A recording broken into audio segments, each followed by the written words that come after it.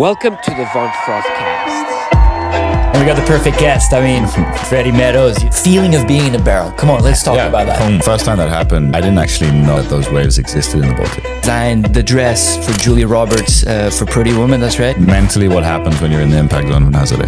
How big is too big? Ladies and gentlemen, we're here for a podcast, the first one ever. You know, I've been wanting to do this for so long. And I've been trying to figure out like how I'm going to do this. You know, am I going to invite some people? Am I going to bring a journalist in? Am I going to bring who's going to be the first guest?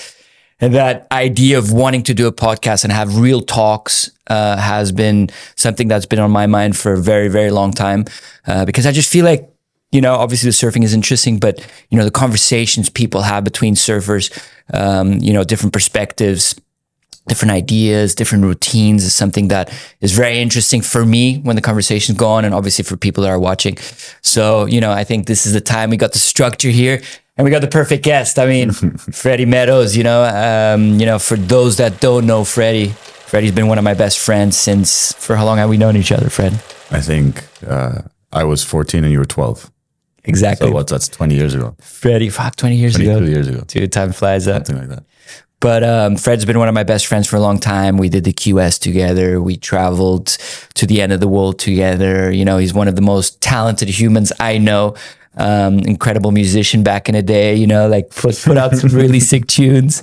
And incredible surfer. I mean, artist as well, you know, the stuff you've been putting out for years and an explorer as well. I mean, tell us who you are, man, and introduce yourself for the people that don't know you. I know you very well. I'll jump in with some questions, but I want to hear about you. Like, who's Freddie Meadows? Well, first off, huge honor to be on your podcast as the first guest. Wow. What are we going to call it? Dude, I mean, we were thinking what, like the Von Talks or the Froth Talks, but I mean, yeah. Froth Talks. The Von Talks, Froth Talks. There's so many good names. Okay, my bro, keep going. So yeah, no, I mean, I totally understand also the difficulties of starting a podcast because you've got like, you know, there's so much happening behind the scenes and like there's such, I don't know, especially as your friend, I can see there's so many sides to you that you can't put out in a video. You know, you can't show everything. So like in a podcast, it's really good for everyone to be able to get to know you better. And then about myself, yeah, I mean, as Nick said, you know, we were traveling the world together and doing the QSs and free surfing and going everywhere. And then kind of as you branched off and started doing the big wave thing, I went home and got into the more exploration and fell in love with the Baltic Sea. And that's kind of what I've been doing for the past 10 years, believe it or not. What's home? Where you know, where do you base yourself? What's your goal? How does surf exploration in the Baltic Sea come into place? You know, I mean, if people think about the Baltic Sea, you know, you're talking about Sweden, you're talking about Denmark, all places that you know are not associated to waves. Like, what was the idea when you thought about like, fuck, I want to explore this place? There's some waves out there. So I mean, the whole way it started was when I was like 15. I kind of just started surfing, and I saw these lines coming in on our beach, and that just made me think that like, okay, wow, something can happen here. And it got me kind of dreaming, you know. A beach that's flat most of the year, right? 9 out of 10 days, 99 out of 100. Like, and I'm not talking lines that were surfable. I'm talking lines that were just like mind surfable. Dude, you must be pretty creative to see waves over there. You know, in my old age, I'm getting wise and realizing that more time needs to be spent abroad. But it's been a fascinating journey, you know, and what an honor to be able to like put all your time into this one place that you've dreamt of as a kid, you know. So for me, it was just like, okay, where do I start? I think it was roughly around the same time we were both kind of questioning competition and, you know, our passion for it.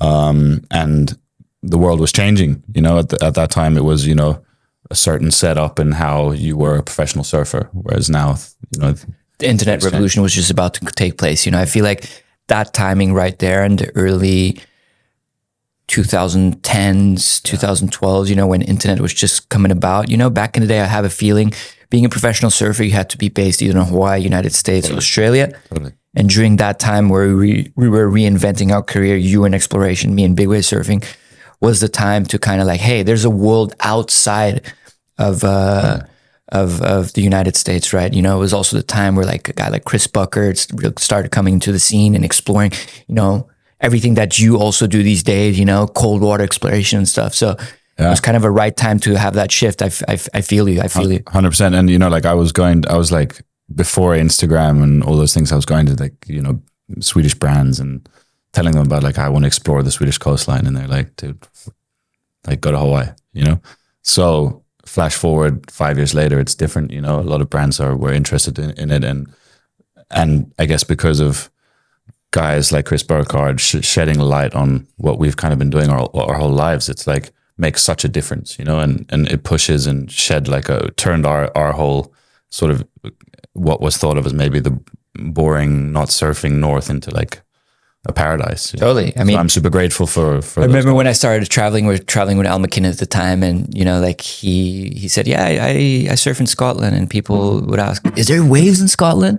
Is there waves in Ireland? You know, people didn't look at that part of the country, you know? Sure. And I feel like that's where the surfing will be. That's the future of surfing right there. You know, like all that coast of, you know, from Norway all the way up to Russia even, you know, like we saw a couple movies this year with these massive slabs. I mean, there's so much to be discovered in that coast. Iceland, you know, I feel like the rest of the world has been found in that. But I mean, dude, surf exploration, you know, like the best feeling in the world, rocking up to a place that no one has ever surfed, and, you know, breaking through that moment of, you know, stepping outside of your comfort zone, facing, you know, a cold sea, heavy waves, you know, like, I mean, you've done some incredible surf explorations in the Baltics the last couple of years, and the waves you've found is just mind blowing, you know, like, I mean, it's incredible. What does it take, and what's the feeling, you know?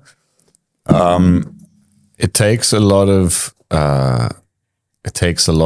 will, actually. You know, it's especially with friends visiting recently, I've realized how hard it is actually to surf at home, you know, and what it actually takes when you're alone. You kind of get blind to what you're doing, and you go. But like, you know, a standard mission, let's say, would look like, you know, you could leave your home at anywhere. You're generally waiting for the last call, like the last wind update, before you can actually make a call. And some of these waves are like 5 hours away, some are 12 hours away, some have a 2-hour walk after the 12-hour drive. So it's like you're constantly planning, and you're trying to get there within the margins. And, you know, if I'm going to be totally honest, like, yeah, when you find a wave and you know what it takes for it to work, yeah, it's just the best feeling ever. But like a lot of the times you turn up, you turn up and it's not what you thought, you know, and it's nothing, or it's the wrong direction, or it needed a bit more. And, you know, because we're dealing with a very small area of water, you know, the Baltic Sea is basically between Sweden, Finland, the rest of the Baltic countries, you know, Poland, Lithuania, Latvia, Estonia, even borders on Russia. So it's a very small sea, but we have a lot of weather. And so you're constantly chasing these winds and these moments where the bit of water could wrap around the headlands. So you're like basically just chasing wind swells, you know, it's like a lake, right? Yeah. It's a lake. It's not an ocean, you know, we're with an incredible coastline. Like the coastline is built for surfing. It's like insane. Yeah. But the opportunities for those waves to actually come alive is, you know, it's all about timing. So like it's only a couple hours. So you're timing a session around like a couple hours. Whereas here in Portugal, you know, we're dealing with the Atlantic Ocean. Swells start in the middle of the Atlantic Ocean. They rumble all across the Atlantic. And when they reach the coastline, I mean, we have swell for a couple of days. Whereas where it's like you're timing it like 2 hours, right? And then the swell is gone. Absolutely. But also like it can be, you're waiting for a specific wind to come at a specific time. And, you know, that wind might not come. Yeah. And that wind is your key to a special session. So, but I mean, what you learn from these kind of missions is like that, what a joy and honor it is just to be able to do it. 100%. You know, you're spending your days and your time out in places you would never visit unless you had this mission. So by yourself too, right? A lot of the time, yeah, a lot of the time alone, because understandably, not many people want to join unless it's pumping. The saga of the Swedish surfer, man. I remember when we went on a trip, picked me up in Stockholm. We drove for 16 hours, minus 20 degrees. We didn't sleep, nothing, and we got there, and it was just incredible. It takes a lot. There's a lot of behind the scenes that people don't realize of the surf exploration. But I mean, when you find that gem. First of all, I mean, it must be so fulfilling, right? That you have envisioned this wave to break there and you get there and it's actually a wave, It must be one of the best feelings in the world. Oh my God. It's like the first time that happened, I didn't actually know or fully believe that those waves existed in the Baltic. It's like I was basically just hoping, and it was, just kind of a dream you had. And then when we turned up and we found that first one, it was if I would have had half of what we got that session, and that was the wave we named Valhalla. Valhalla. Viking. You're like the modern day Viking, right? Dude, you are. Look at starting with your hair, like to turn around. Show us your little hair, man. Let it slide. I can do like a little flick. I can flick it. It's very comfortable. I'm understanding, and I'm like learning how to do these braids. So what I do is I wait in between sets, and I'm like, can I do a braid? Can I do a plait in between sets? Then you're like getting good. But I mean, you've done incredibly well. I mean, the saga of the Swedish surfer, Live to See, the world has stopped several times for a couple clips you put out throughout the years. Like these incredible slabs in the Baltic Sea. I mean, you've really proven your concept, right? People know Freddie Meadows these days. People know the Swedish adventurer. And, you can't explain the amount of hours you put through. I mean, driving your car up and down the coast, and most recently also bought a boat, right? To do some surf exploration. Tell us about your boat, man. Well, what's the saying? If it floats or flies, never buy it. That's kind of where I'm at right now. I bought it. And here we are. Yeah, but it's cool, man. I mean, it's amazing. And it's like a wonderful project to work on, and it's almost a 40-foot metal or steel sailboat. It cuts through ice, right? You can absolutely, and it's built for winter. So you put a sauna in there. Yep. Sauna. You're gonna put the wave run the Yamaha wave run in the back, and just gonna go explore, right? 100%. That's pretty brave. I mean, like explore, traveling. You hear about all these people that travel the world on a sailboat. But they usually go south. They go to the tropics. They go to Canaries. They go to the Caribbean, and you go to Tahiti. Like no one goes north. No one goes and takes their sailboat up to Sweden, Norway. Like I mean, what's in your head? What's next? What do you want to do, brother? It's so beautiful up there, and as you were touching on before, I think like wetsuits have become so good, and the opportunity to surf cold water is better than ever before. Like my predecessors in Sweden, the guys who found all the spots that we're all surfing, the Vikings. The 80s, Vikings from the 80s, they were using dry suits. So they were like, if you got a hole in them, you start thinking, so like nowadays we've come a long way. So I think that the cold parts of our world, it's how cold does it really get when you're exploring up there? I mean, outside temperature and inside temperature. Okay, so this winter's been brutal. It's been the coldest one since I remember. It's been really cold. We had a couple sessions of like minus 20 in the air, and the water is 0. Like when the zero temperature water. I mean, that's insane. The snow doesn't melt when it hits. You come out. Lands. You ever come out with like the snow coming down like frozen on your beard? Yeah. I actually broke off half my hair by mistake. That's why. Does the hair freeze and break? Bro, like, so like could you like technically also like break off your nose if it? No, not your nose, but like, dude, I left a bit of my hair out of the suit, and like I did like a turn around, like a thing, and it flicked me in the eye, and I was like, "What is that?" And I just kind of like pulled it. I was like, "Whoa, my hair is like a big old ice barnacle." But it was really cold, and like my buddy Alexi from Wasted Talent, he came to join us, and he quite rightfully so, before the trip he was like, "Bro, I love cold water, like Iceland, Norway, I've done it all." And then he came and he was just like, "Wow, this is really fucked up." And this year was really fucked up. This was really really cold.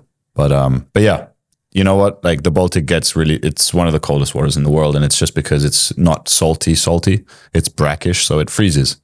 So yeah, it gets cold. Crazy. Warrior, man, true warrior, modern day Vikings. Let's take a step Hopefully back. you can come visit me one day. It's been 20 years, but I'm still waiting. I know, man. But I understand why you're not. It's just been so busy, man. Last couple of years, you know, I've been really focusing on trying to elevate my big wave game. It's full on here. I don't take a day off, you know. I see. It's I love what you do, but it takes a long time also to find these waves, right? And of course. And I feel like, you know, if I would be doing that, I couldn't be doing this, you know. It's like you can't be in Sweden chasing waves or going to Norway and also being on top of your game at Nazaré. You know, it just takes so much time and energy, impossible. You know. It's impossible. And you're doing just the most amazing things, Nick. So, wow, whatever path you're on, you stay on that path, buddy. Yeah, big waves. It's fun. You can also ask questions if you want. You know, like. A little confused. No, but like I'm sure everyone wants to know, all of your followers and fans, like mentally what happens when you're in the impact zone of Nazaré. Here we go. Straight off. Yeah, we talked about exploration. Now we're talking about big waves. Yeah. Shit. I mean, dude, I feel like I go to Valhalla, you know? Like I really feel it's such a deep, immersive experience into nature. It transcends this world into another dimension. That's what I feel like when you fall in those waves. First of all, there's a feel of shock. You're like, oh my God, I'm going down. You never believe that you're going to go down until you do. You always think that you can outperform the wave with your talent, with your experience. But when that accidents happen, when you go down, it's just like so brutal, you know, like you're getting pulled in every single direction, you know. It's just like you're feeling like you're getting run by 3 trucks at the same time, pulling into different directions. You almost lose conscious of what's happening. And that's when you feel like you're going into a different dimension, you know, like you're watching almost from the sky, you getting tumbled underwater, you know. And you just got to let it go, you know, like I'm not very aware when that happens, you know, I'm just letting go. I'm just, you know, obviously I feel my muscles compressing, my animal instinct coming up and fighting for survival, you know. And then all of a sudden I come back to reality when I'm at the surface, you know, either white, purple or black, but you always come up to the surface. That's the beautiful thing of big waves, you know, dead or alive, you always come up. That sounds beautiful. It is. I mean, that's the way you have to take it, you know, like it's such a brutal sport. There's so much danger involved, you know, it's really life or death. We've lost some people in the sport and obviously you always think that you're going to make it out until an accident happens, you know, until you see your buddy climbing up the rocks, you know, where there's a 99% chance of survival in Nazaré, you know, or, you know, like a ski flipping, landing on, you know, seeing your buddy float in the water. Shit, I mean, you're confronted with reality, and that's what's so exhausting about big waves in Nazaré, especially, you know, you're constantly in alert. There's constantly something happening, you know, and where you like the old days big wave surfer, a guy like in Hawaii, you know, I mean, if you count the amount of big wave days they surf in Hawaii compared to a place like Nazaré, you know, they surf like 5 to 10 times a year big waves. We surf 5 to 10 times big waves a month, to more. You know, can you like to put in comparison, you know, winter is 6 months, you know, what they do in 6 months, we do in 1 month, you know? So that's kind of the exhaustive part of big wave surfing, but I love it, you know, like it's very addictive. There's just a feeling of man versus nature where you're just putting yourself against all the challenges of the superior power of nature. There's no such sport. There's no moment in life where you really like put yourself in such a position and you just feel alive, you know, like you feel like you're doing something special. And I'm very fortunate to be able to have worked my way up to surf these waves, you know, and to have, you know, Yamaha on board supporting me with all the gear, have my team in place, have my friends. And it's a very beautiful thing. I love what I do.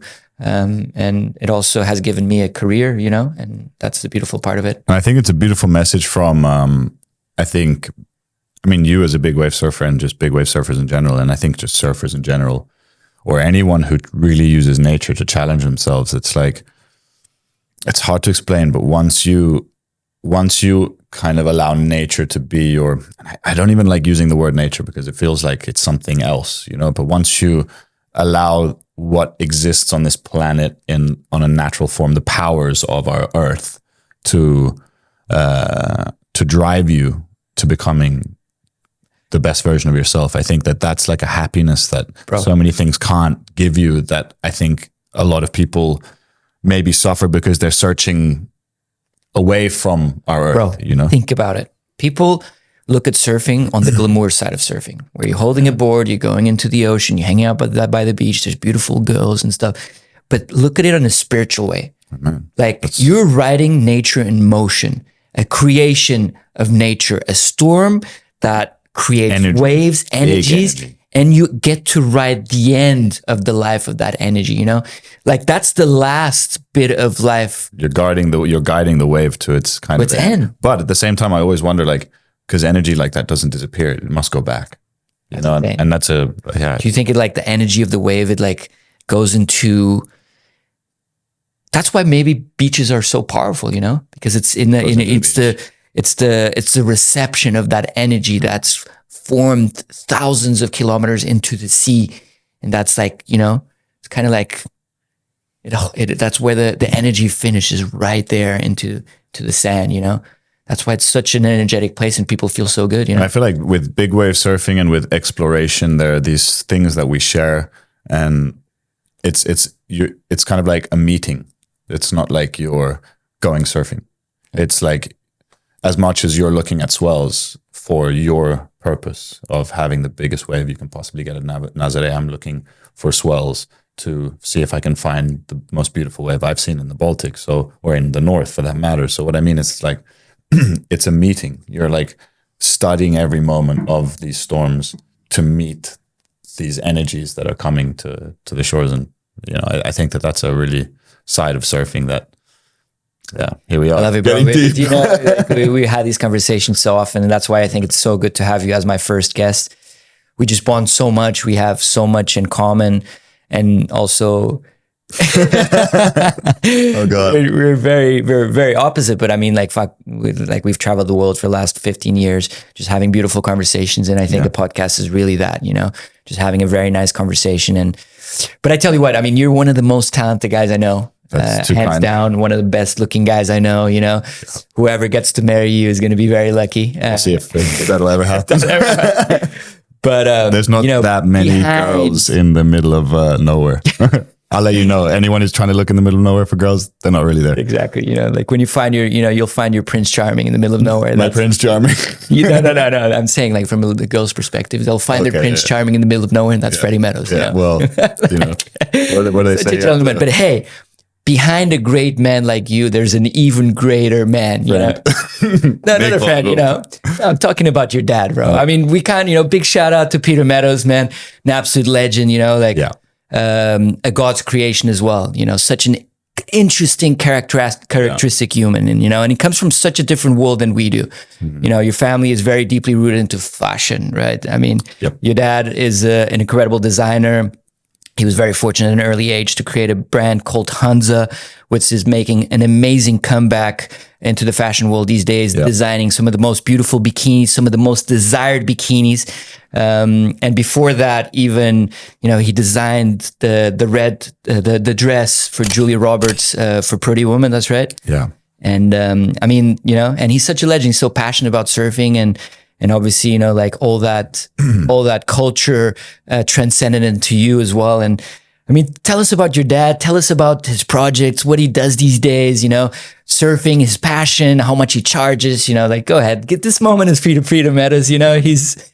I mean, it's kind of like, I'm at that stage where I'm like, you know, I mean, he's going to hate me for saying this, but he's 76 years old, you know, and you're like, he's more desired than you and me together. Absolutely, right? absolutely.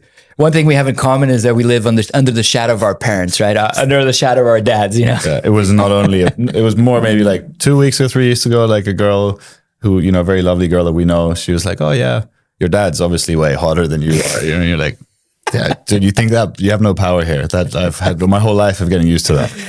No, Especially if he designed some pretty bikinis, right? yeah, dude, how are you going to compete against that? No, but in all jokes aside, Dad is a very inspiring guy, and he's surfing better than ever, even though he started when he was 50. So he basically took up surfing at the age of 50, and now he's 76, and he's like, I have to hold him back. Like I'm trying to, when we're out surfing and it's tubing, if he's not performing, he'll be like getting frustrated and he'll start sending it.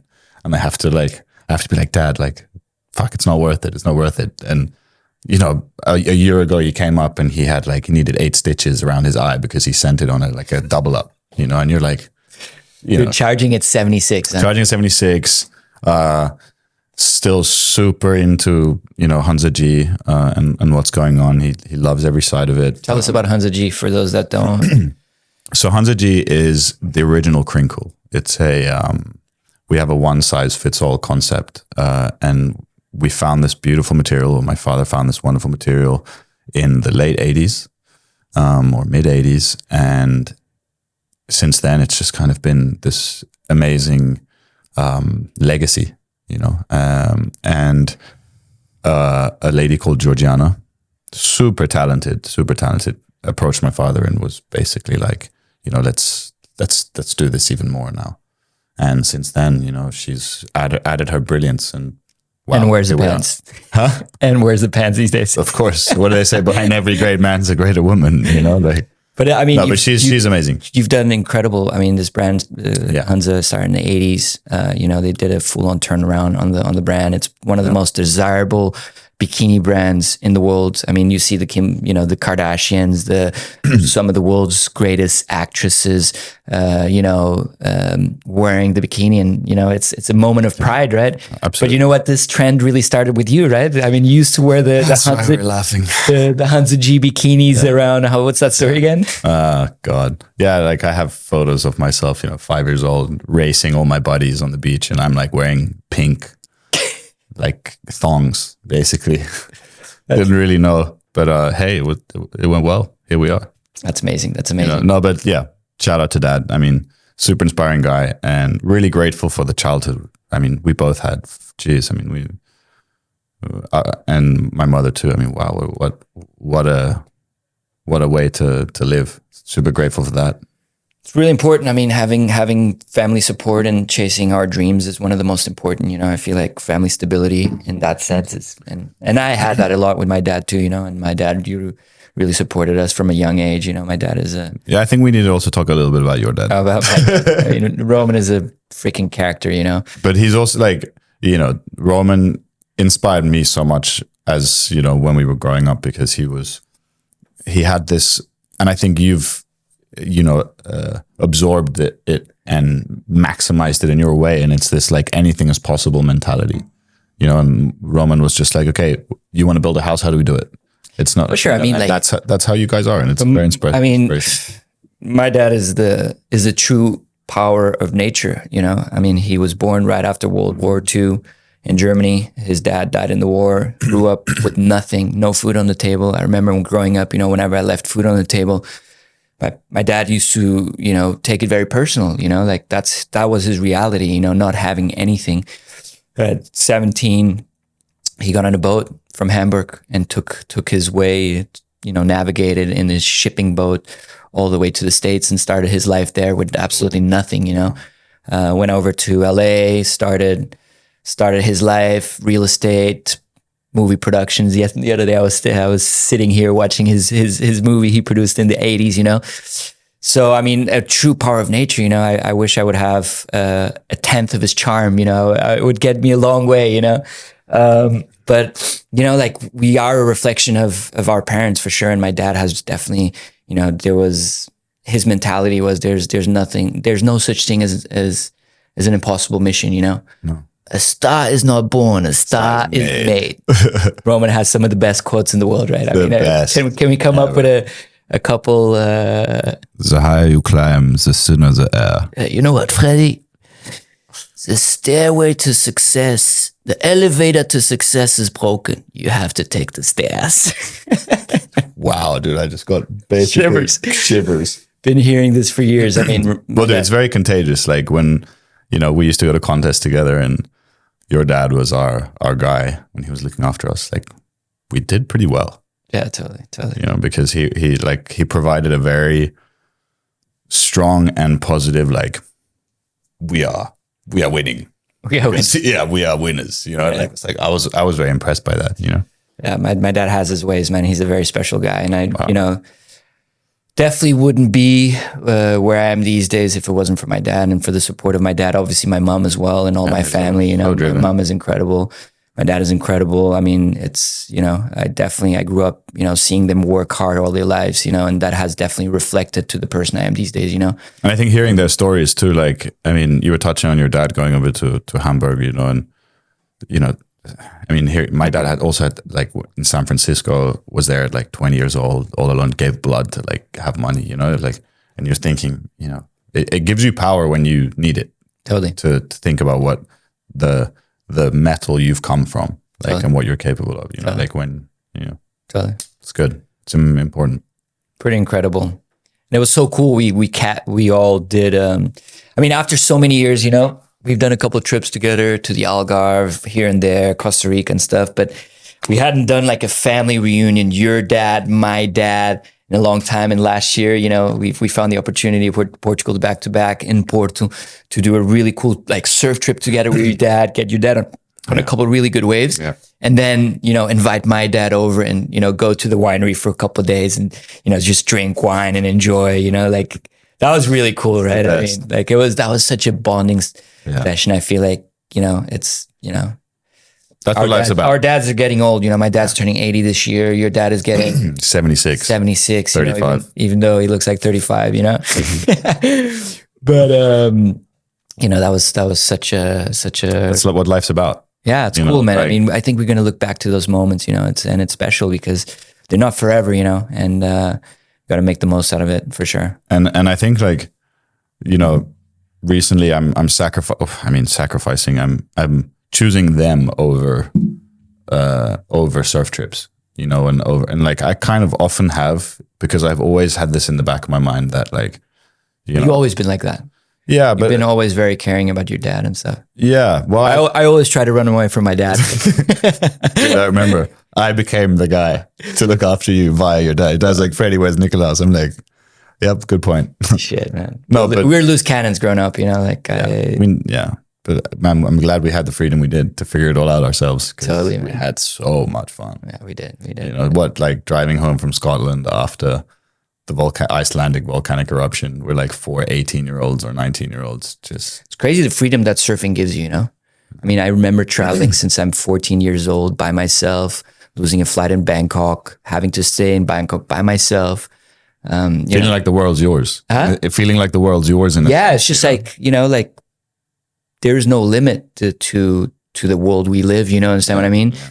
Like, I mean, I feel like we had the opportunity to live things that no one has ever lived at that age, you know, going to Australia, spending months in Australia, you know, training and going to Hawaii.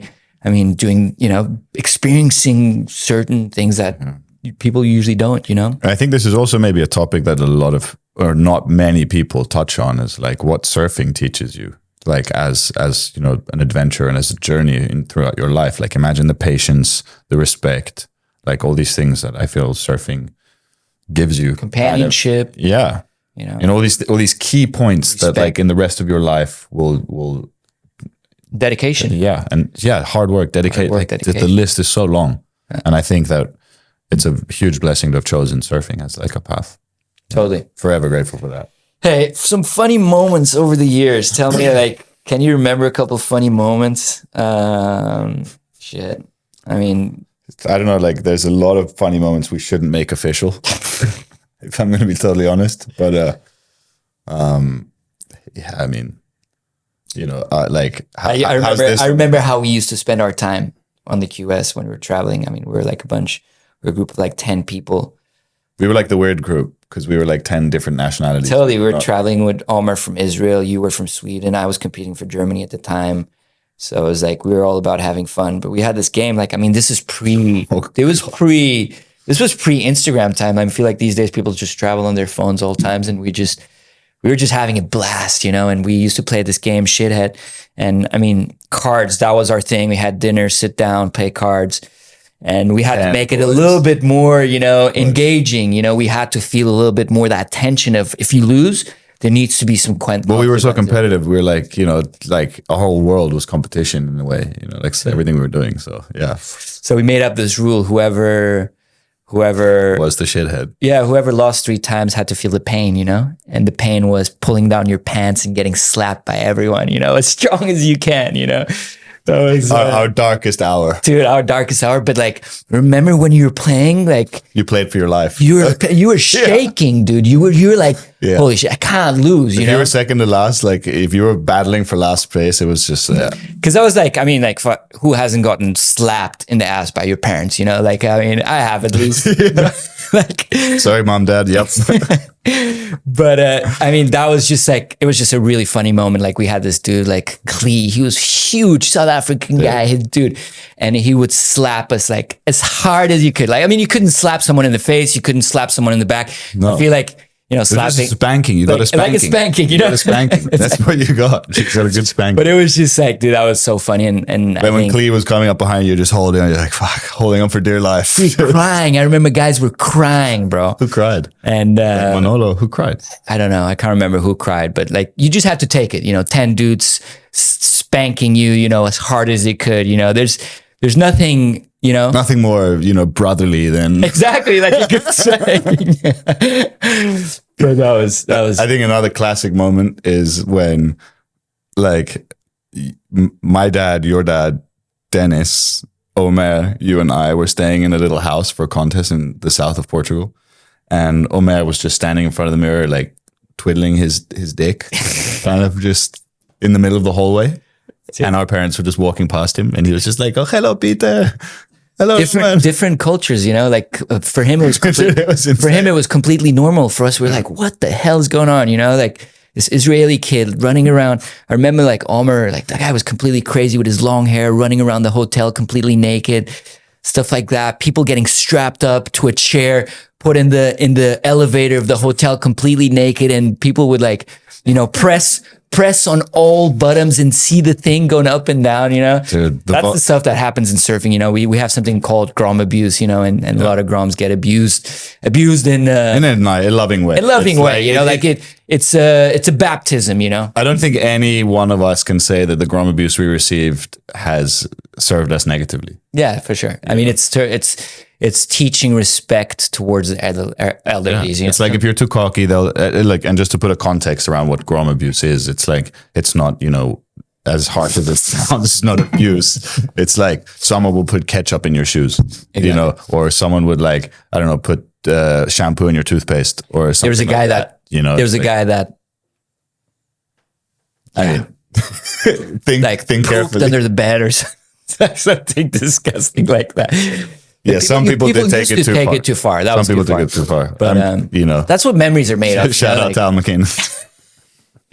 Or what was that? That was a really funny story, right? Yeah, Al McKinnon, what was it like? He changed my status on Facebook. That was the best ever. So we're all in Costa Rica, and like you guys were stepping each other up on like how you were, what were we calling it? Face raping? Like you were going in and like in each other's Facebooks and like playing around.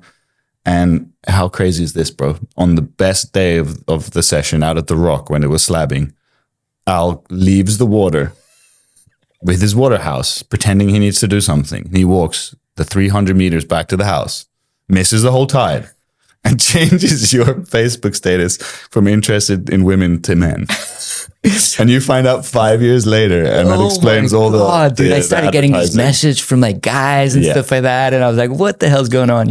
Al. That was a funny one. We're talking about a photographer that his job was to be in the water to shoot us, and we were surfing, and the guy leaves to go change my status from interested in women to interested in men. That's how far he took it. That was funny, and I only found out like 5 years later. I was like, dude, finally, I know why. But on the topic of Al, like big shout out to Al. Like he really helped me. And me too. In surfing. Like, me too. He showed me waves that I didn't know were even waves. And to be honest, after going on the trips with Al around the UK, all those 10, 12 years ago, even the ones we went on together, that opened my eyes to like, whoa, we have stuff like this in the Baltic. Like these are the things we have in the Baltic slabs, So Al McKinnon was thanks, Al. definitely a very important person in our career. We became great friends with him. He's a freaking weirdo. Let's talk about that. I mean, like, I haven't spoken to him in years, but he's just an interesting character. Amazing photographer, amazing explorer, right? Yeah. I mean, the guy's Inspired me a lot. explored, the England, Scotland. His passion is really finding perfect waves with no one around, and he took us along at a very young age. For you, it kind of sparked that interest of exploration. 100%. For me, it sparked the interest of barrel riding, and really pushed us far. I think I never got a message for him ever saying that, hey, good job on that barrel or good job on that. But that's what put like I spent like 2 years of my surfing life trying to make Al happy with my surfing because and like in a really positive way, because he's such a great photographer, and he's also the kind of guy that when he would say like that was sick, it's because it was pretty sick, Totally. like so. He only said that Greg Long was sick. Yeah, because Greg Long is pretty damn sick, and happens to be one of the nicest guys ever. So, Let's talk about. Shout out to Al. Shout out to Al. Shout out to Al. I me- haven't spoken to you in a long time, but here's our appreciation for what you've done for us, for your photography, and your dedication to the sport. To photography and everything. And give us a call whenever you want. Yeah, man. We're here. Cool. Let's talk about. We made a couple topics here we wanted to talk about, because I mean, it's good to let the conversation flow, but it's also good to talk a couple things that we need to talk. I mean, we are products of Europe. Yeah. Hawaii. I mean, I grew up hearing that you want to be a professional surfer, you got to prove yourself in Hawaii. We were kind of like the first generation that turned our back to Hawaii. I mean, we went to Hawaii, we still went there, but our careers are built in Europe. Yeah. Talk about that. Let's talk about that. I think that's a pretty interesting subject. Totally. I mean, it's also touching on Hawaii is a legacy. Let's put it like look. There's nothing like going to Hawaii. Yeah. You go there and everything is surf. Everything is just so powerful. The ocean has such a powerful effect on everyone there, whether you surf or not. Like the grandmas who don't surf, they know about it's 20 seconds, 20 feet, 20 seconds coming in. Like it's beautiful. The world stops, right? Yeah, the world stops there, and quite rightly so. The world stops for surfing. Yeah, but with that being said, we definitely came from that generation where we went through the shift of like, it was the photographers on the beach who decided what happened in which magazine, because And that's Europeans were not included in that. well, maybe very Hardly, few, which is understandable. In some Well, we didn't have maybe the scene that we have now, and Totally. and now it's incredible. Like Europe's in a way an epicenter of a lot of what you're doing, Surfing, of exploration, a lot of big waves. exploration, big waves, quality waves. Man, Portugal, where you live, it's It's the epicenter. yeah. Coming what, back, dude? it blows my mind. It's so emotional when I talk about the evolution of big wave or surfing in Portugal across these 10 years. And I'm so grateful to have been a part of it, and big shout out to Tiago Pires. I remember when I was growing up and, going to Carcavelos to surf in the middle of the winter, my first winter to go surfing. And I remember like João, my coach, we're going to get him on the podcast as well. What a legend. Telling me about Tiago finishing up second in Hawaii at sunset and how good it was for the sport, and really opened up the doors for, all the infrastructure, the sponsors, the WSL to come in and really put this, Portugal on the map. And since then it's just taken a big step. But I remember like first years going to Hawaii, man, was a nightmare. You had to go there and really prove yourself, and no one would give you an inch. You were the Portuguese, you were the European, you were the Swedish. I mean, there was no such thing as being a professional surfer from here. People just would discredit you. Hey, can I have a board? Yeah, here's my oldest board in the quiver. Hey, can I have a shot? I mean, I would wait, for a photographer to send me a shot and for weeks, and having that infrastructure, having that support is something very important for your success. So I feel like being getting to where we got these days as Europeans is a lot harder than as an international surfer, right? What do you? I mean, yes and no. I mean, like, I'm also quite humble in that sense of like, no, okay, I know where I came from, and I know like the opportunities that I had as a kid to surf was obviously nothing compared to a kid growing up in Hawaii. With that being said, I've managed to maybe live my surfing life for so long and in such a prosperous way because of where I come from. I think in the last few years, hey Maya, Got Maya. Should we introduce Maya real quick? Yeah, Maya, you got to introduce. come here.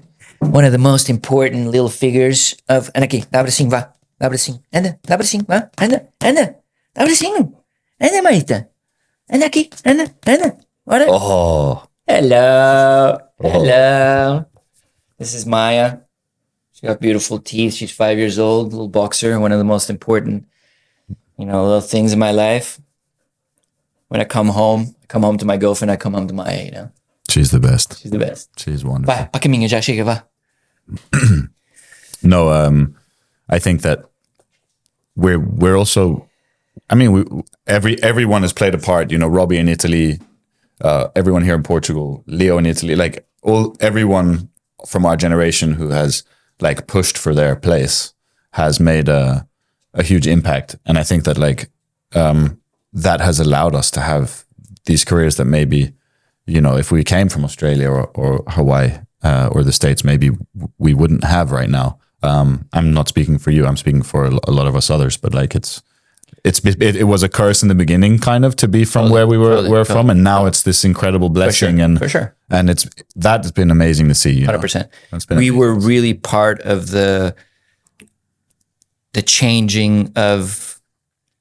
How can I explain this? But the tides. Changing of the tides. Where it's a curse being from Europe and it's actually a blessing these days. Yeah, it's a blessing. Portugal has developed. I mean, the cold water surf is something it's one of the most attractive things in surfing these days. Surfing cold water in these amazing locations. Unknown places, and I feel like for big wave surfing, it's like I used to go to Hawaii to learn little bits and pieces of big wave surfing, and I feel like the world is coming to Portugal to learn little bits and pieces of big wave surfing. So, and boys, like the infrastructure you guys have built up in Nazaré, for those who don't know and haven't been there, like personally, to see it, it's really professional. It's mind blowing, like what you guys are doing and the way you drive skis and the way you guys do everything. Like it almost feels like you're at the top. It's so amazing to see these people. I mean, guys like Drake that runs safety at Mavericks. Wanting to come to Nazaré to experience that must feel what incredible. Safety is all about, Yeah. Like things happen in Nazaré right now, it's the most consistent, it's the biggest, there's no channel. There's no channel, it's the most challenging. And dude, just seeing that tide switch in that sense, like those tables turning, as Portugal as the epicenter of big wave surfing. Obviously, no disregret towards Jaws or Mavericks. Like all those places are beautiful, but you can't deny that Nazaré is just the epicenter of big wave surfing due to the consistency, also the access. Like easy access. People can watch it from the cliff, and it's just people. You talk to anyone these days in the world, and people know about Nazaré. Of course, everyone. Of course, it's like must be one of the top 10 most researched things wonders on the web. Of the world, It's the wonder of the world. Yeah. It's a true creation of God, and everything is perfect, from the headland sticking out, making like a perfect amphitheater. The underwater canyon, something like the Grand Canyon right outside there, really filtering or converging all the ocean swell into one direction right in front of the cliff, Perfect. It's like everything's perfect about the place, and that's what turns it really into such a special place. And it's quite incredible. Kind of a good moment now that we're talking about big waves is like, where do you think the next big waves are going to be found? Ooh. Right. I mean, it's hard to find a wave like Nazaré, I would say, but maybe not. Maybe not, Probably is, Yeah, but maybe not. Maybe there's a lot more out there than we can even imagine. The same way as you probably thought there was no waves in the Baltic, and look at the waves you found over the course of 5-10 years, I just feel like the accesses are hard. I feel like we have found the waves that have easy access. Oh, yeah. You understand? Like Nazaré, it's right in front of you. Sure. Jaws, it's right in front of you. Sure. Mavericks, it's in San Francisco.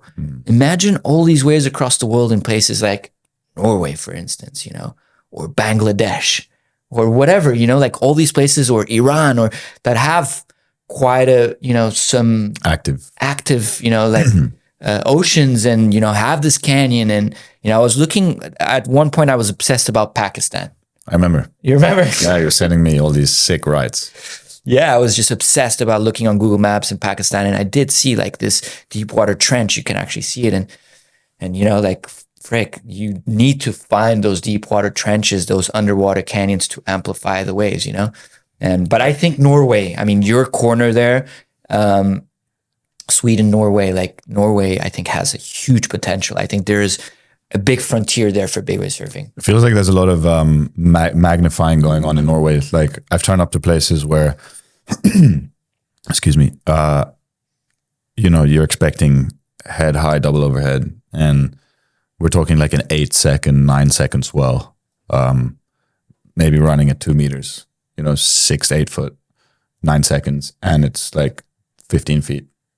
Shit. You know, and you just, and then the reefs close, they're like the other reefs are head high overhead, but there's this one reef that's doing something else, and it's pretty technical, like bottom contours there, bathymetry in Norway. I think it's very interesting, man. But just challenging, you know, low light during winter time when the swell hits the biggest, you know, like, I mean, how many hours a day do you have in Norway daylight during winter time? You know, we're talking like, but it's not only that, we're talking like logistically with the skis, getting everything ready, getting everything out there, timing the tides, being out there for 3-4 hours in those kind of temperatures, you know, it's logistically very different. But I think that, well, I mean, basically 10 years ago, a friend of mine and I, we kind of stumbled across this reef in Norway that made me instantly think that this is like a big wave spot, you know, because we drove like 18, 20 hours, and we didn't have the equipment. We had like I had a 6.3,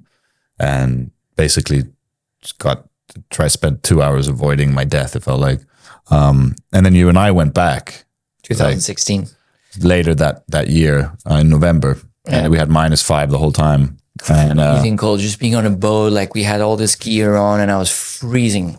It was freezing. That's also the challenges of those places. You might find those waves, but also, you know, having the right equipment to stay warm, you know, totally. it's. And I think you know, you've named all these factors, and then this other one, which is like the weather. You know, I was surfing the Arctic in April last year, and we were standing in front of a wave, and we stood there for about an hour watching the wave happen, and oh my God! Now the special guest has arrived.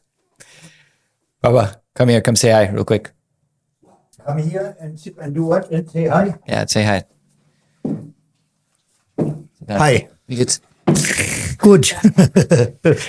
Good. Do you want to say anything for the camera?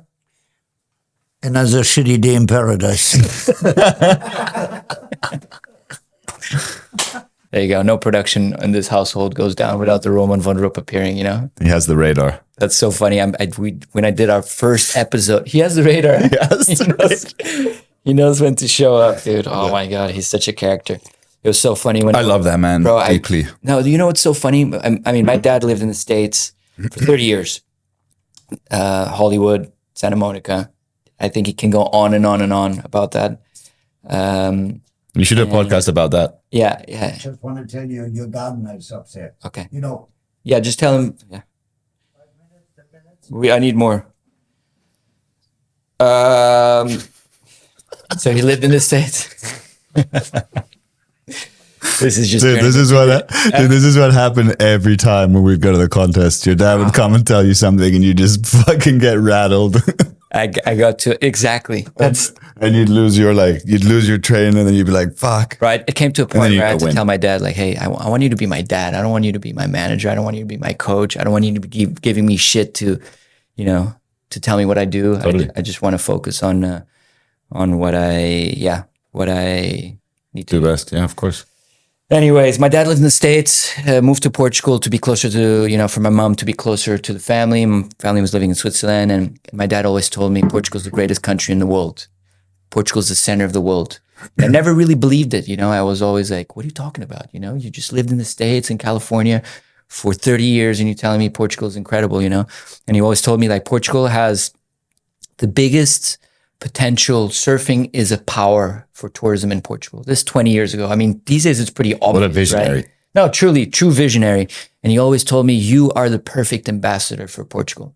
you speak 5 languages, you have an international education, and you're a son of Portugal. You know, I'm Portuguese. I was born and raised here, so I feel very Portuguese. You're definitely. But it's funny that he told me that 20 years ago, and soon enough, sure enough, 20 years later, I'm working together with, it took 20 years actually to be working with the Portuguese Tourism Board, with Visit Portugal on a project called Portugal Back to Back. And funny enough, we did our first episode right here at my house, and obviously my dad had to be in the episode. And we, very proud. We had him at the start talking about, when he looked at the castle, he looked at the beach, and he said, and if it's good enough as a king, it's certainly good enough for Roman van der. That's the most incredible quote before, moving to Portugal. Anyways, we put him in the video, and the tourism board, the guys at Visit Portugal were like, you're out, he's in. You're out, he's in. The best part of the video is your dad, it's not you, Yep. And that kind of, just says, going back to our conversation, like, fuck, if we're just, we're just a shadow of our parents. We're just on the shadow of our parents. Right? Yeah, I used to think that like we're just going to be the improved versions of them. But then it's like if we're half of what they are, we've done a pretty damn good job. Yeah, exactly. Well, but yeah, we were talking before Roman came, we were talking about big waves in Scandinavia, maybe, or in the rest of the world, the cold parts. Yeah, man, it's challenging, but I think that's the next frontier. I think there's a lot of exploration. Especially these days, there's so many people arriving in Nazaré, there's so many people at Jaws, there's so many people all over the world. It's time to kind of go elsewhere and try to find some waves. Sure. And we're working on that, right? Yeah, it's actually a pretty exciting month, March, not only because it's my birthday, but because we're actually making the comeback to Ron. Which, as I said, like we hadn't been there for 9 years. And when we were there last time, we got a taste, but we never really got what I saw the first time. And so now we're putting in a month. Where is this wave? It's far up on the Norwegian coast in the middle of nowhere. It's insane. When you're there, you feel so far away. And the fact that this wave breaks where it breaks is like, it has that kind of canyon-ish vibe to it and breaking in the middle of nowhere. And it's so exciting. We have no idea what to expect more than what we've seen. And we know we're just kind of touching the surface. So it's going to be amazing to watch you and Cody. It's just so incredible for me. Like this has been your dream for 10 years, Yeah. Since you found this wave. We've been up there in 2016. Now you're making a comeback, like up there. It's really incredible to support you on this journey, I feel like this is your time to kind of show the world what you've been doing the last couple of years. And I have a big respect for that. Dude, and to have, thank you, brother. Your support, it's pretty impressive or amazing feeling to know that you're out there supporting, and in the water, when you're surfing bigger surf and that Nick's on the ski, you feel so chilled. So it's, it's to do it with you and Cody out there. I couldn't learn from any more skilled people. So yeah, it's cool. We also huge. hit up Yamaha. We were like, hey, it's so cool to have the support from a brand like Yamaha that we need those wave runners for safety. And, we gave them a call last week, like, hey, can you guys set up 2 skis for us to take on this exploration mission? And they're like, yeah, sure, we'll make it happen. Blah, blah, blah, blah, blah. It's pretty incredible. And they're incredible machines. Like just seeing how you guys drive them. It's like really, really, you get to see what they're actually capable of. Yeah. So yeah, we're going to do this. We're going to try to find some big waves up in the north, in the deep north. And hopefully we'll survive. And if we survive, what's life after surfing, my friend?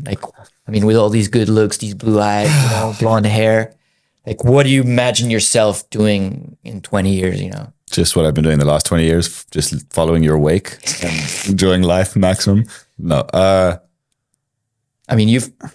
dude, you're so talented, the movies you put out over the years, you have this vision, it's one of the greatest movies ever made in surfing. I feel like telling your story and Live to See, and you obviously have a big hand in that as a director in some way. Yeah, sure. Right? The team I obviously worked with were just so incredible, like Maceo and Henning. But they allowed me to put my vision in there, and also they just understand. They were with me for so long through thick and thin, like going into these cabins where I was living alone for 6 weeks. They'd come and join every now and then. They'd be like, "Fuck, like All right. And so they understood. So that was amazing. And thanks, dude. Life after surfing. I don't see a life after surfing. I mean, I also see that like it, as much as it's a job right now, or like not a job, but I mean like a huge drive and legacy right now to like inspire people and to, you know, like you're saying, with this connection with nature, to allow nature to help you lift yourself, you know. I feel that that's going to be more and more important as we get older too, for, you know, people who can, you know, who haven't yet felt their potential, or I just feel there's going to be more of a need for people proving this whole age thing wrong. So True. I kind of want to see how long I can, I mean, I feel like I'm in my best shape ever, you know, so I feel like, how far can we push that? How far can we stay? Age is a number, man. It's all. But at the same time, it's things happen in life when you feel the energy for something. That's when you should do it. So like, who knows if in 10 years we will still have an energy for doing what we do, or if we're going to be surfing but doing different things. You know, of course, I love business, and I love business with ethics. Like, you know, Dad and I were working on, for example, something called tree lines, and it's basically carbon offsetting, like replanting biodiversity and stuff like that. Like, I think that when you can do business with ethics, because I feel like business is business are the three words that have kind of fucked up our planet, if you know what I mean, in many ways. Because capitalist mindset, just wanting more and more. Yeah, but capitalism, like I had this conversation with Sylvain, and it's like capitalism maybe isn't necessarily a terrible thing. It's how capitalism is applied. Like, of course, we need to have incentive to make money and to strive after stuff, but at the same time, if every company was doing it ethically, capitalism maybe wouldn't necessarily be a bad thing. I mean, it's hard, you know, I'm not the most expert person on this, so I'm not going to speculate too much, but I feel that if we can start businesses with ethics, or like, okay, how would your business future look like? How do you want to make your money? I want to make it helping and serving. Then, you know, that's kind of how I feel. If we can. I feel sustainability of a business, not a financial sustainability, Sure, but a production sustainability is the key. Yeah. You understand? Yeah. How many t-shirts do you need? How many pants do you need? How many shoes do you need? That's the issue. I feel like brands are constantly feeding people with more and more and more and more. And that's destroying our environment, you know? Of course. You know what I mean? Like, I remember when I was sponsored by Nike back in the day, there was a guy, really funny, man. I mean, you know, his name was Ervin, and he's just this funny character. I'm not even in touch with him anymore, really. But he would, like, every time I asked him for stuff, he would ask me, do you really need that? You know, I was like, what do you mean I really need it? Of course I really need it. Do you really need 5 shoes? Like, not because Nike didn't want to give to me, but like his mindset was like, you don't need 5 shoes. You need 1 pair of shoes, you know, or 2 pairs of shoes. Sure. So it doesn't go into like a production overdrive. And I feel like that's the issue, you know, it's like there's just too much stuff out there, you know, people just have too much stuff. And can you imagine the amount of trash these products also create? The question is, where does this all go to, you know? Well, the thing is, a lot of it's getting burned. A lot of it's getting burned. So like if a lot of the things that were, and they burn it because they don't want their faulty stuff to get out into the market, which is also something you understand, and one understands. It's like, imagine we have a company or we make a surf movie. We don't want our worst clips to be on the, you know, to make it in a sense, because we don't stand for them in that same way, or, you know, I don't know. But that's kind of how a lot of it happens. A lot of this big fashions, they burn their excess shit because of law. Recycled these days as well, probably. No, man. Most of it's burnt, unfortunately. You know, they're just like, or in a landfill, just like decaying. So if one can create distribution afterwards and you know. But as you say, it's a huge thing that I'm not something well read that freaks me out. Me neither. I'm not an environmentalist. I have a big connection to the ocean, as we do. We care a lot. You know, like we care about, you know, keeping our oceans clean, and it's heartbreaking to see like the amount of trash you see all over the world. You know, like you go to Nazaré Port, for instance, you see trash and trash and trash and trash. We've done a bunch of like ocean cleanups up there. Dude, Magnus and I walked to a beach 10K away from the nearest road, anything over mountain passes. It's like a very isolated beach, and we got there and it was just like jerry cans and, you know, it's just everywhere. But I mean, that's something that freaks me out a lot, you know, I mean, the amount of trash that we're creating. I think trash and plastic and chemicals freak me out more than global warming. Really? Okay. Yeah, I think like pollution and chemical pollution, plastic pollution, I think are a lot more dangerous. Do you believe in global warming? Of course, I believe in global warming. I believe also that I believe in the cycles of the Earth, but I believe we're definitely affecting it. And I believe like this: no matter what, whether it's happening or not, whether we're affecting it or not, that's irrelevant. We shouldn't treat our Earth the way we treat our Earth. You know, it's been. What are your thoughts? I believe in global warming. It's a concern for sure. Yeah. I think we feel it more than ever. I mean, I went up to the snow. There was no snow.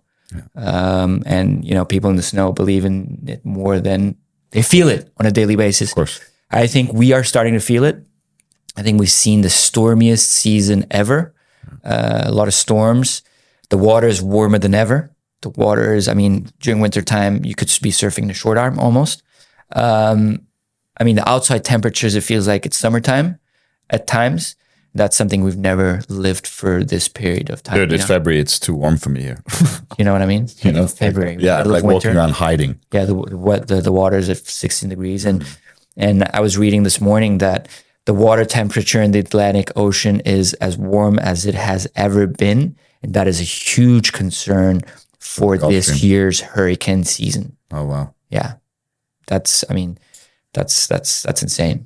It's very scary to see that people, houses are going to be destroyed and it's just going to be a total shit show like we've seen in the Caribbean for a long time, I just can't wait can't wait. I just hope we all, move to Mars and surf perfect waves in Mars. Definitely not move to Mars. Move to Mars if you want. I'm so happy with this Earth. I'm so happy with what we have here. I have a hard time. Of course that can be primitive, or you can call it primitive, but I'm so satisfied with what like this Earth provides 100% every day, so I never felt the need to join the Mars movement. At the same time, I feel like, imagine we can all just realize that we have everything we need and we need to really care for this place, 100%. And I feel that on a individual level, yes, you can do stuff, of course you can, but it's way easier for a government to put regulations in place so that companies don't have access to the country's market without doing beneficial things. Portugal ran on 100% solar power for a week straight. Amazing. For a week straight, it provided the whole country with solar energy. Amazing. And I feel like companies like EDP, this is no shout out or anything, but they're really making an effort in terms of sustainability and really, using renewable energies as a source. It's not the solution yet, but it's moving. It's beautiful to see in that sense, 100%. Visit Portugal. All the companies here in Portugal are very committed to sustainability, and they walk the talk. I feel like, and that's cool. That's cool to see. There's been a huge shift in that way. Absolutely. Companies really want to do their best. I completely agree. That's amazing. I think Wavepools is something cool to talk about. Yeah. You want to talk about Wavepools? What do you think about that? I've never tried a wave pool yet. You never tried a wave I've pool? never been in a wave pool, Nick. Dude. I know. I was so close to going to Kelly's in March with a good friend Ben and Morgan Masson. Nice. The best crew. But yeah, couldn't pull it off. So to be honest, I'd love to surf a wave pool, and I'd love for us to have one in Sweden. It will happen, bro. Yeah, of course it will. I feel like, dude, I have nothing to gain with wave pools. Absolutely nothing. The big wave pool? Yeah, it's impossible to have a big wave in a wave pool, and who wants to go see a big wave in a wave pool? It's like your father would say nothing is impossible. Nick. Nothing is impossible, but it's beautiful to see in some way. Obviously, there's no such thing as surfing in the ocean. The connection with nature, every wave is different. There's so many positive aspects there that can't be replicated in the wave pool.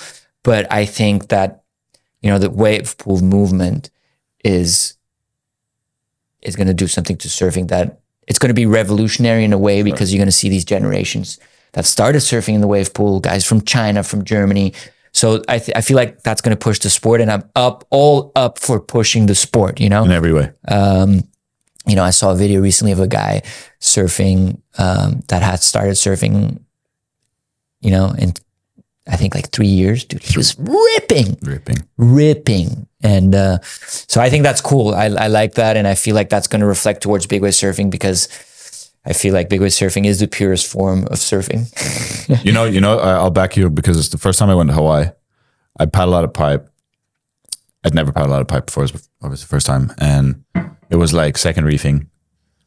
And I was watching these guys taking drops out of pipe. And I realized that like turns and airs have nothing on this. Yeah. You know, like it was just so impressive. Dude, feeling of being in a barrel. Come on, let's talk about that. Oh my God. What's the feeling like? It's one of the best feelings in the world. It's the kind of... It must be, I was talking to Strider Wasilewski, and he was saying that being in a barrel is the formula of joy, happiness, you know, like it's something about being in that tunnel that just gives you, oh, dude, you know, it's a supercharging, you know, like it's like, where can you be inside of nature, riding nature inside of it, you know? No, it's true. You know what I mean? Like it's like being in that barrel, time slows down, like the vision you get, the sound you hear. I mean, it's just such incredible. I mean, like, where can you ride nature in motion inside of it, you know? Dude, like, fuck, choose your words. Don't take this too far. Dude, like, I'm sitting here trying to answer your question. Yeah, you're completely right. And I think that also, even more so nowadays than ever, the barrel is important, because it stops every single thing.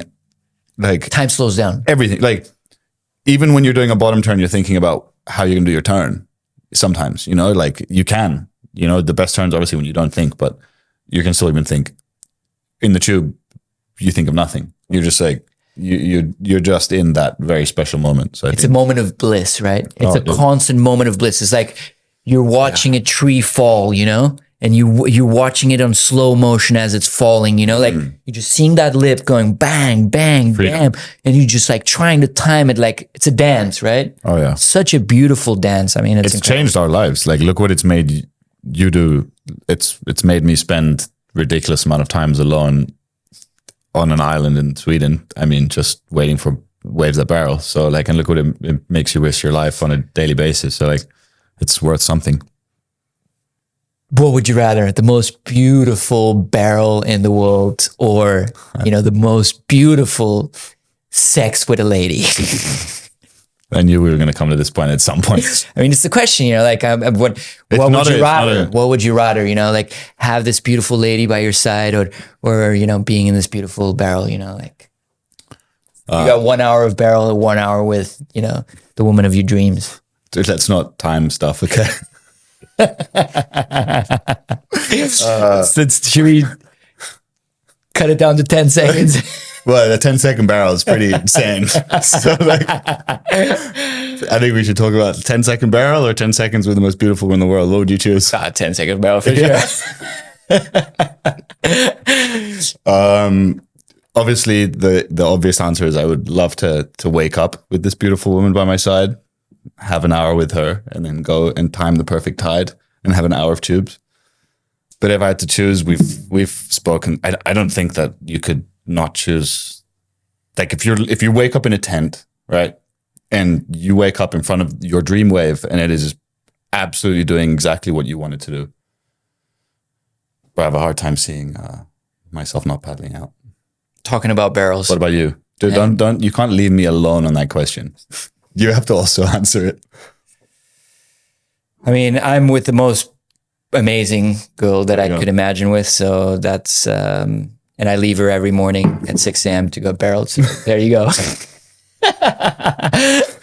I must be doing something wrong. Yeah, fuck. I don't know, man. I mean, it's special times with the lady is incredible as well, you know, hanging out and, you know, going for walks, and we share the same passions. That's really amazing. And nothing beats the feeling a wonderful woman can give you. Totally. You know, like that's just the warmth. It's heartwarming. Yeah, you feel so just. But it's also complete. We're so blessed to have a passion outside of the fulfillment of women. You know, women and booze. Yeah. Yeah, true. Right. I mean, like passion. Whatever goes wrong, we always have the ocean. We can. Oh my God. You know. But it's almost like that is deciding, you know, who you'd end up choosing as well. They need to, you know, Respect that. and love that about you. Yeah. You know, because it's not it's not an easy life being a surfer's girlfriend or a surfer's boyfriend. You know. Okay, best session. We're talking about barrels. Moving on. Moving on. Best session. Tell us what was your best session? You know, when you towed me into Nazaré, that was wonderful. That was like a very powerful experience for me. I just spent 3 months on a boat in the Baltic with everything breaking. I'd basically spent 3 months in a motor room screwing with a screwdriver. And then I come to Nazaré and like the cleanest day ever. And you say, Dude, you said screwing, and I was about cut. with a screwdriver. Screwing with a screwdriver. You were doing In a your motor sauna room. in the boat, right? No, I was like, the sauna was built. We built the sauna, which was confused every day with a meth lab by the Coast Guard because it looked like a meth lab. So I had to tell them all the time, like, no, it's a sauna. And they were like, fuck, we just wasted all these resources trying to bust a bunch of smugglers. But yeah. No, I was in the motor room, like fixing things, and I had no idea how to fix anything. And then you came to Nazaré. And then I came to Nazaré and we had that. That was incredible. That was amazing. You did so well. You surfed so well. And it was beautiful to see because I've been trying to convince you to come to Nazaré for so long, and we finally did it together with Sylvan. And Magical day. Shout out to Sylvan. Oh, the Legend. Sylvan, the silver surfer. Gotta smell it. Smell it. Smell the flow. Freddie, you're thinking too much. Smell it. That's great. I mean, Sylvan is also a very important person in our lives. Amazing coach. Been through all the amazing people that we've been surrounded with has been incredible. Sylvan is definitely one of them. But anyways, Nazaré. And then How did it feel? How did she feel? Oh my God, it felt right.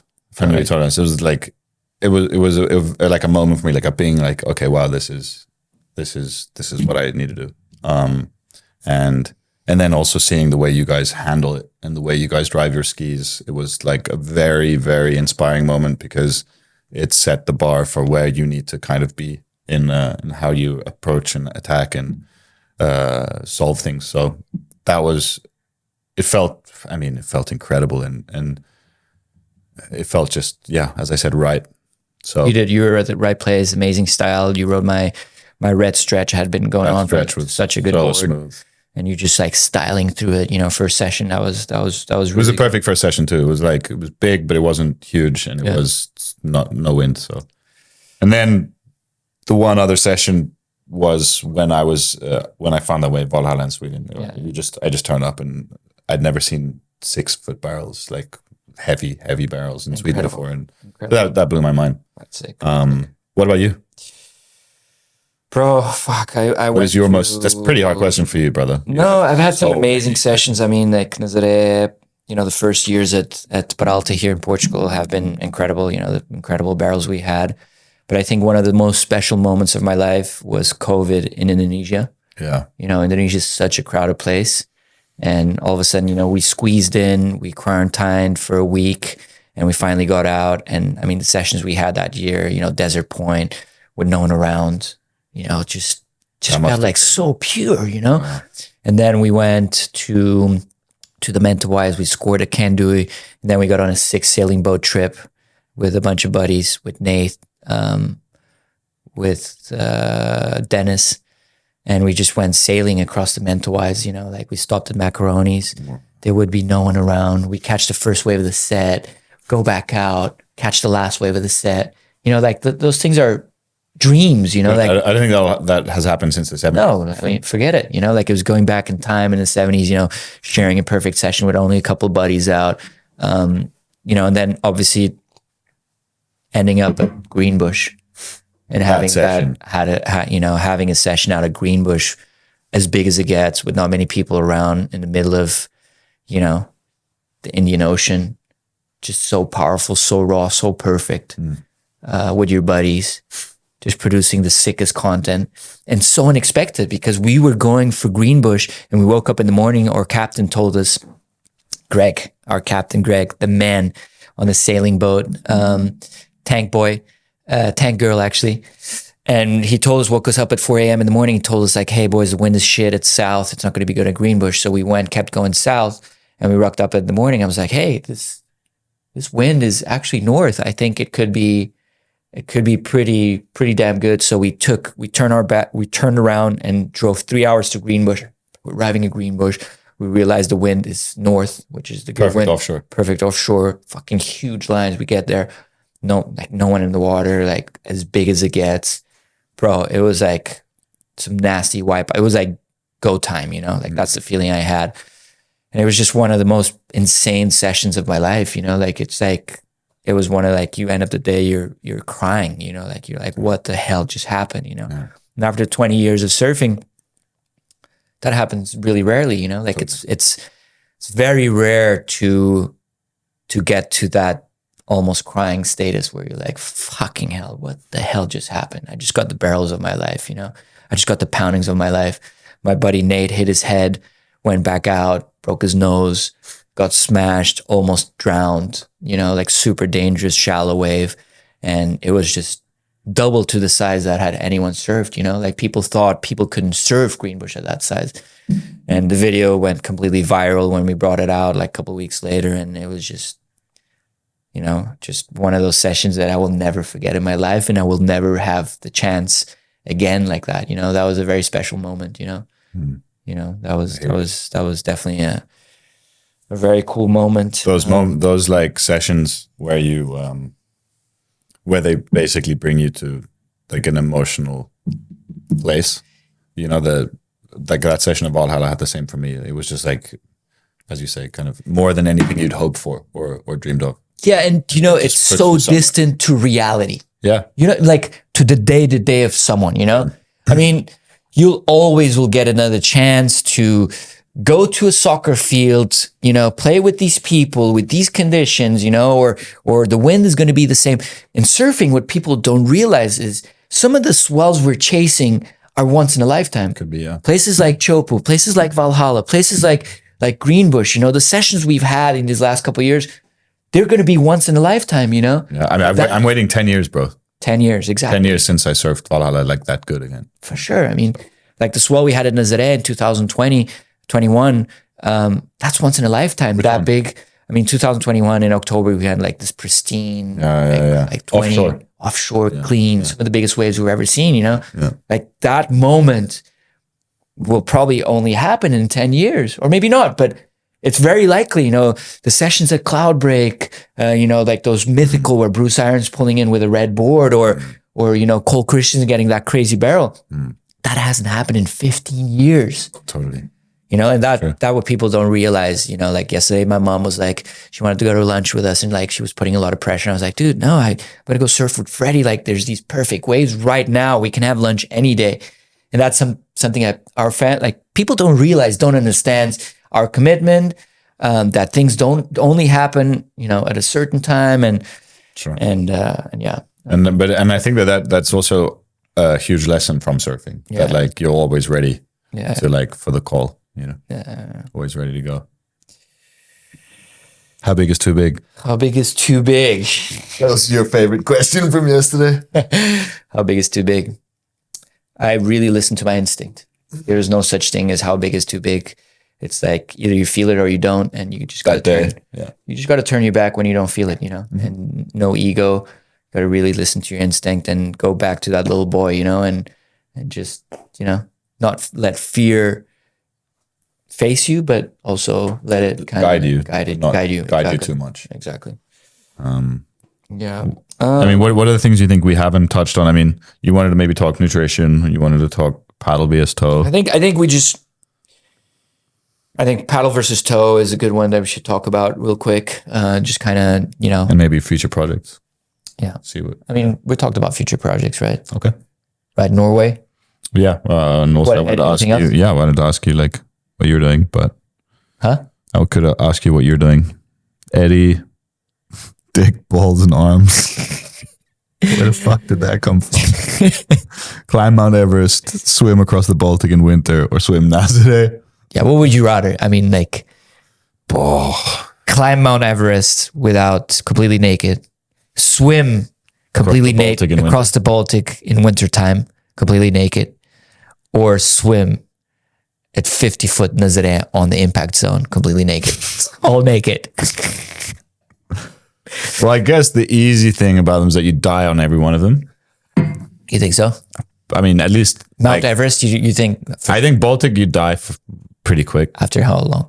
Fuck, I think you could. I mean, you could potentially make like a half an hour sprint if you're really like. You think so? No more? I don't think you could do much more than half an hour. What about Nazare? How long can you? I think you could potentially do one set.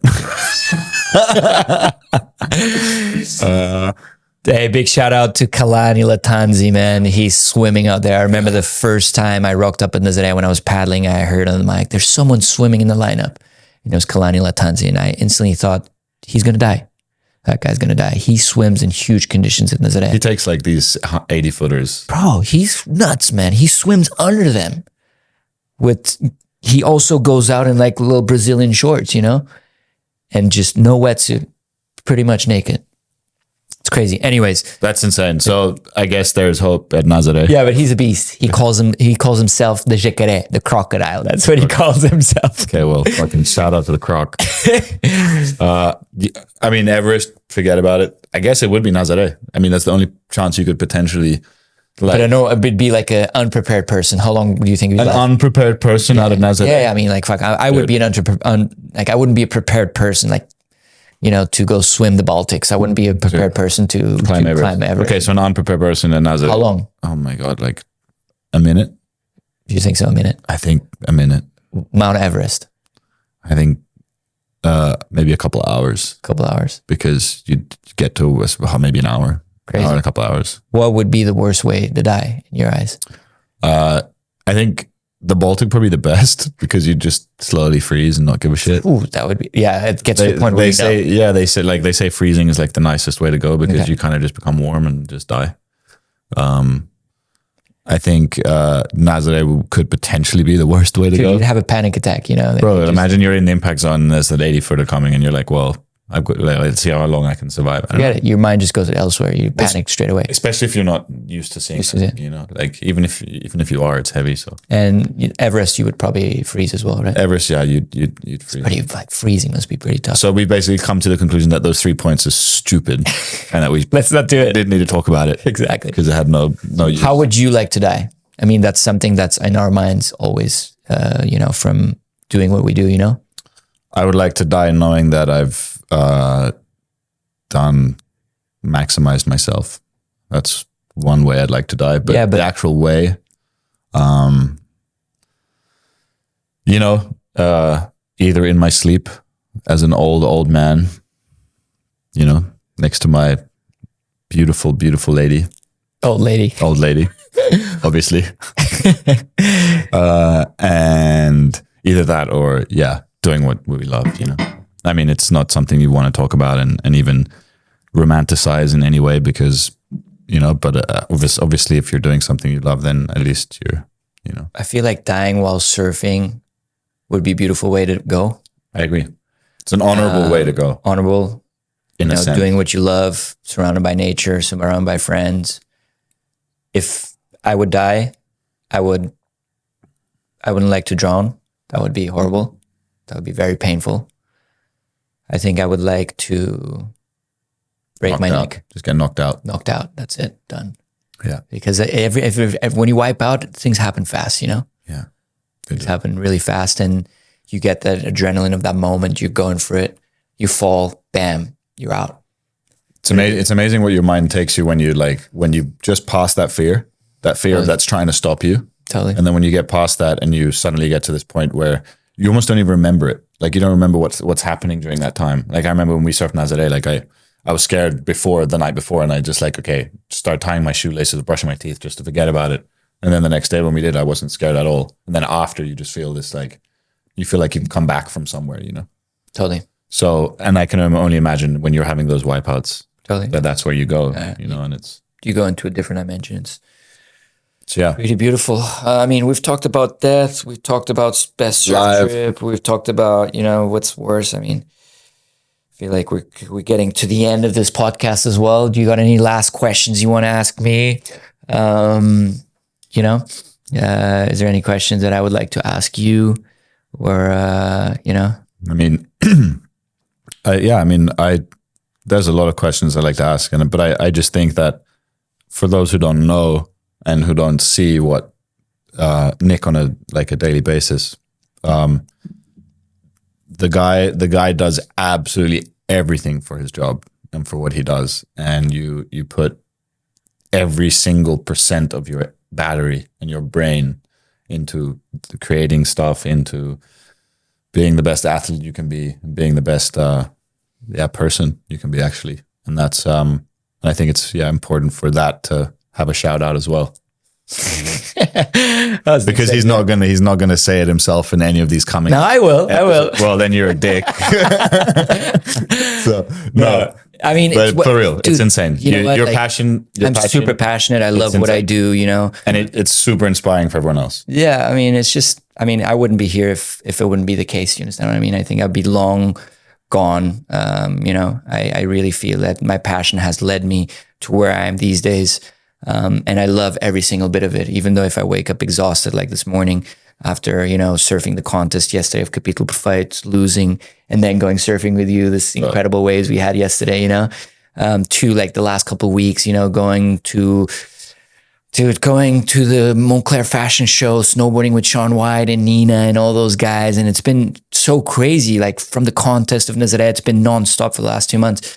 But when you're running for passion, you never get tired. And I love this. I love, communicating with people. And it just brings me such a joy when people come up to me and, congratulate or are stoked about, what I'm doing and how it has inspired them. Because I used to be that person, I used to go up to Marlon growing up and, being so stoked on what they did and the little love they gave me, Of course. So that's the person I am. I'm just a fan of the sport. I'm a fan of life. I'm a fan of surfing.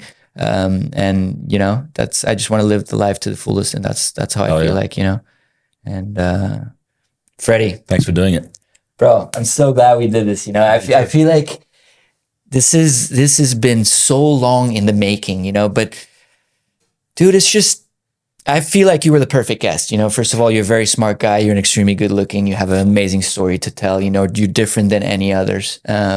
And I have so much admiration for you. You're one of the most talented guys I know. I started this conversation the same way as I finished this. So I feel like, sometimes you just got to let life flow and really, not force things. And I've been thinking about this podcast for so long. And, but I was just waiting for the right guest. And I knew deep down that you would be the perfect guest to start off this conversation before everyone else, and it's amazing to have you here and, share all these amazing stories with you.